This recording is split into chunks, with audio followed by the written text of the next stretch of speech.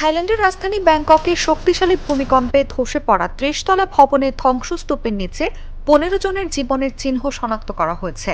তাদের জীবিত উদ্ধারে প্রাণান্ত চেষ্টা চালিয়ে যাচ্ছেন উদ্ধারকর্মীরা। শনিবার ব্যাংকক দমকল ও উদ্ধার বিভাগের পরিচালক সুরিয়ান রাভিওয়ান জানান, এই দুর্ঘটনায় অন্তত ৮ জন নিহত হয়েছেন এবং ৪৭ জন নিখোঁজ রয়েছেন। নিখোঁজদের পরিচয় এখনো নিশ্চিত করা যায়নি। সুরিয়ান জানান, ৩০ তলা নির্মাণাধীন ভবনের ধ্বংসস্তূপের নিচে ১৫ জনের অস্তিত্ব শনাক্ত করা হয়েছে।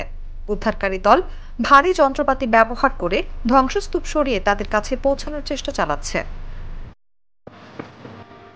তিনি আরো বলেন, উদ্ধারের জন্য ৭২ ঘন্টা সময় নির্ধারণ করা হয়েছে, কারণ দীর্ঘ সময় না খেয়ে থাকলে ও পানি শূন্যতার কারণে ভুক্তভোগীরা শকে চলে যেতে পারেন।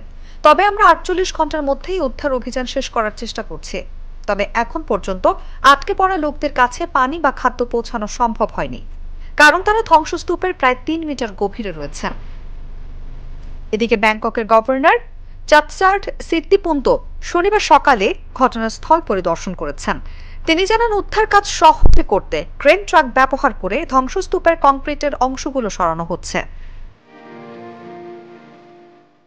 এছাড়া নিরাপত্তা নিশ্চিত করতে ব্যাংকক মহানগর প্রশাসন ১৩০ জন স্বেচ্ছাসেবী প্রকৌশলী মোতায়েন করেছে।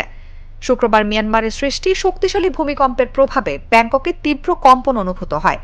এর ফলে বহু মানুষ আতঙ্কে খোলা স্থানে আশ্রয় নেন। শুক্রবার রাতে ৩০০-র বেশি মানুষ ব্যাংককের পার্কগুলোতে রাত কাটিয়েছেন। পরিস্থিতির উন্নতি না হলে এসব পার্ক আরও এক রাত খোলা রাখা হবে বলে জানিয়েছেন গভর্নর।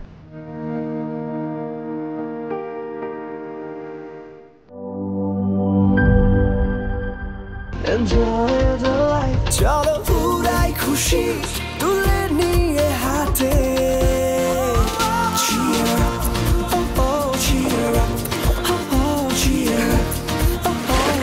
চিল হবে রিফ্রেশিং মুডে।